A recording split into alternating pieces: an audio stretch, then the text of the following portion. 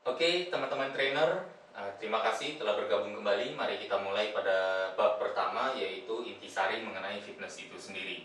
Balik lagi kepada menurunkan berat badan. Ya, kalau menurunkan berat badan kita sampaikan kepada klien.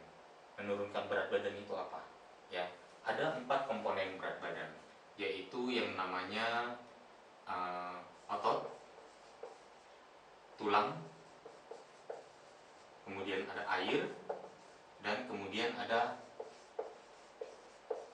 lemak. Keempat elemen ini adalah yang menentukan berat badan di dalam tubuh manusia.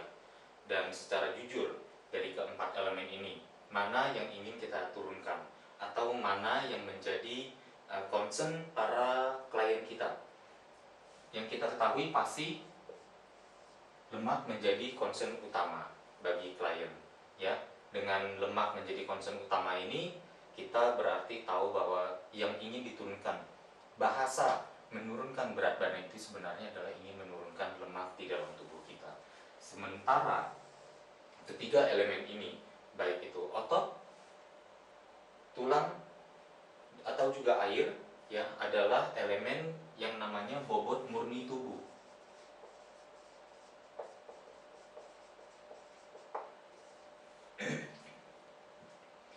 Bobot murni tubuh ini adalah yang ingin kita jaga, yang ingin kita setidaknya optimalkan bahkan. Berarti dalam definisi fitness yang kita ingin berikan atau dalam definisi hasil yang ingin kita sampaikan kepada klien kita, tidak pernah terlepas dari yang namanya menjaga bobot murni ini agar tetap atau naik atau meningkat. Sementara lemak tidak ada pilihan lain kecuali untuk menjadi turun. Demikian kira-kira pengetahuan mengenai komposisi tubuh. Jadi dalam range itu inti dari pengajaran kita atau pembahasan kita selama 3 hari atau misalnya sepanjang DVD seri ini adalah tentang bagaimana kita menciptakan ini kepada klien, memberikan hasil ini kepada klien secara strategi dari awal sampai ke akhir. Yang perlu pengukuran yang sangat spesifik juga. Dan kalau bisa kita langsung ya bahas.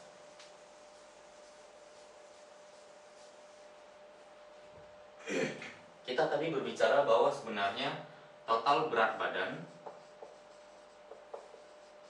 sama dengan bobot murni ditambah bobot lemak.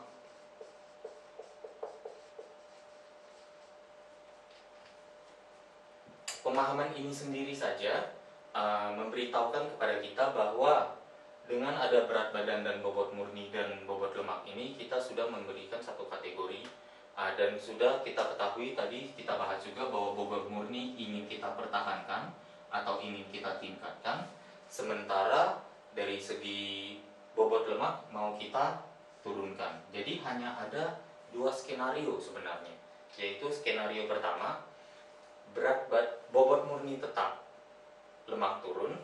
Skenario kedua adalah bobot murni naik, lemak turun. Jadi sebenarnya hanya ada 2 kemungkinan atau misalnya skenario hasil yang ideal untuk para klien atau para member di pusat kebugaran. Mengapa demikian? Sangat penting diketahui di sini ya, smart listeners, kepada teman-teman juga, kepada teman-teman trainer dan fitness mania, bahwa ada 9 kemungkinan ya bobot murni dan lemak. Kalau kita perhatikan benar-benar, bobot murni bisa saja naik, bisa tetap, dan bisa turun. Lemak juga bisa naik, bisa tetap, dan bisa turun. Ada 9 skenarionya. Apabila kita lihat adalah seperti ini. 3 skenario pertama, bobot murni naik, lemaknya naik. Bobot murni naik dengan lemak tetap, atau bobot murni naik dengan lemak turun. Demikian seterusnya.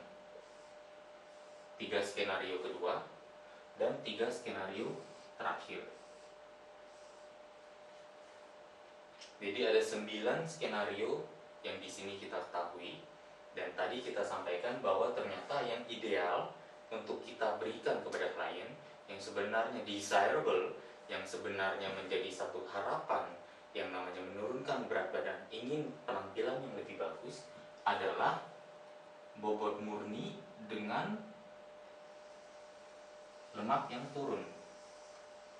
Ini adalah hasil maksimal yang bisa kita berikan, sementara hasil minimalnya adalah bobot murni tetap, lemak turun. Hanya ada 2 dari 9 skenario. Ada 7 skenario lain yang sebenarnya mungkin dicapai oleh banyak personal trainer bagi kliennya. Tapi pertanyaannya, apakah itu menjadi hasil yang benar-benar sehat? Kita lihat sendiri di sini, kalau misalnya ada trainer yang mungkin menurunkan klien, tapi parameternya hanya apa? Hanya timbangan misalnya. Ya, kalau timbangan turun dari misalnya 60 kilo sampai 55 kilo, mungkin dirasa merupakan satu hasil. Tetapi siapa yang tahu kalau ternyata 4 kilonya adalah otot, sekilonya adalah lemak, 4 kilonya adalah bobot murni, sekilonya adalah lemak.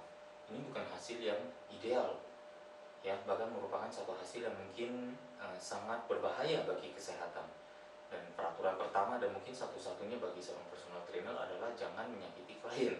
Di sini apalagi dengan hasil bobot murni yang turun, ya, trainer lain mungkin bisa mendapatkan tepuk tangan dan dilihat yang penting berat badan turun, ya, tapi ternyata wajahnya pucat, ya, wajah kliennya pucat, hasilnya kurang maksimal.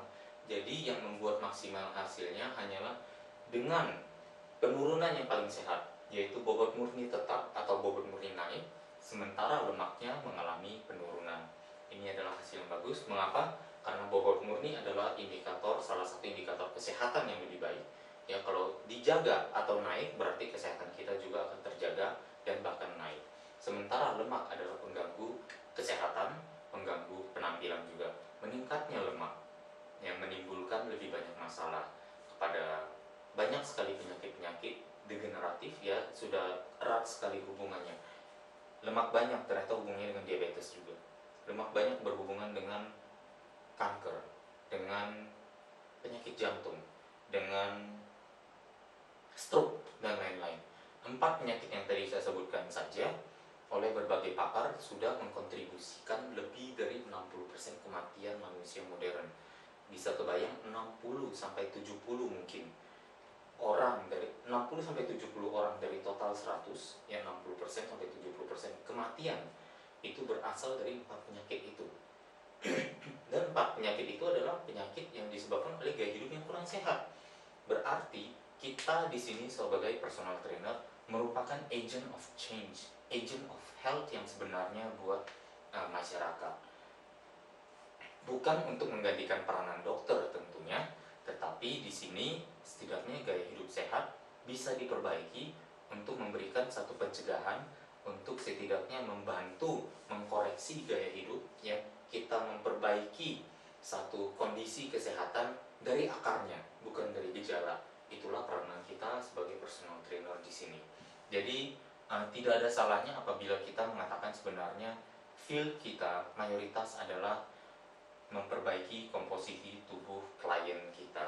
Nah, ini pentingnya bagi teman-teman trainer Tira Institute untuk mengetahui, ya, agar kita dalam merancang program, dalam mempertimbangkan goal kepada klien kita selalu berdasar atau berbasis pada pertimbangan bobot murni jangan sampai turun, ya, setidaknya dipertahankan atau ditingkatkan, sementara lemak kalau bisa mengalami penurunan.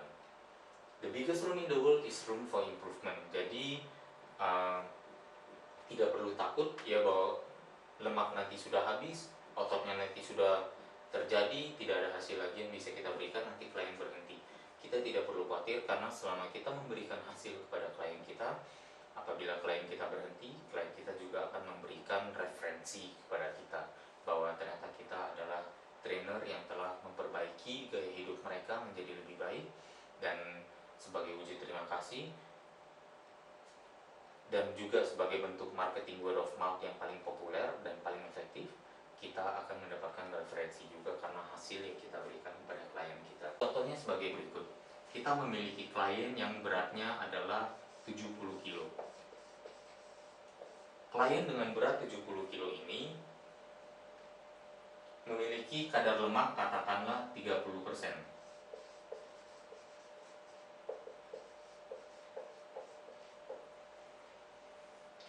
Adalah menjadi satu policy atau satu anjuran yang sangat dianjurkan di range itu, ya, yang bahkan menjadi sesuatu yang cukup baku untuk mengukur kadar lemak ini, ya, sampai ke kilogramnya.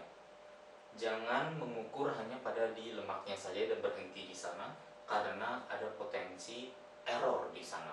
Nanti akan saya jelaskan. Kita coba dulu di sini.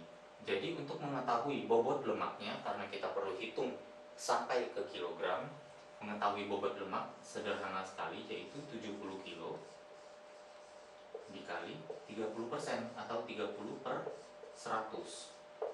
Kita mendapatkan 21 kilogram, ya. Mungkin nggak akan begitu kelihatan oleh teman-teman, nanti kita akan berikan satu gambaran visual lagi.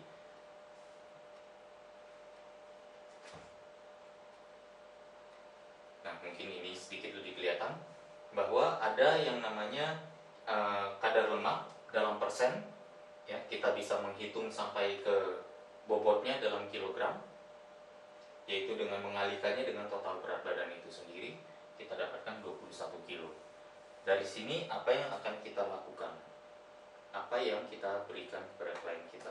Informasi lainnya. Seperti tadi kita sampaikan bahwa berat badan adalah bobot murni ditambah bobot lemak.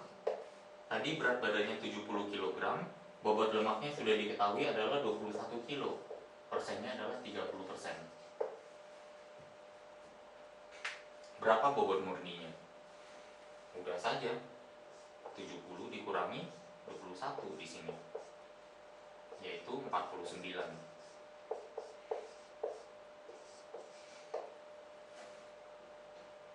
Dan kalau teman-teman perhatikan di sini berarti kalau bobot murni ini berat badan ini adalah 100%, 70 kilo ini adalah 100%, sementara lemaknya 30%, sisanya adalah kontribusi dari bobot murni. Bobot murninya berapa? 100 dikurangi 30, yaitu 70%. Jadi sesederhana ini. Dan dari mengetahui, hanya dengan mengetahui kadar lemak saja, kita sudah memiliki begitu banyak informasi. Saya ulangi, dengan bobot 70 kg, dengan kadar lemak 30%, kita mengetahui beratnya adalah 30% kali 70. Hasilnya adalah 21 kg. Kemudian untuk mengetahui bobot murni, kita tinggal cari selisihnya saja. 70 dikurangi 21 sama dengan 49. Ya, kalau kita lihat hasilnya, bobot lemaknya 21 kilo, bobot murni 49 kilo, menghasilkan bobot total 70 kilo. Dengan demikian, maka teman-teman sudah mengetahui begini cara menghitung atau mengukur komposisi tubuh.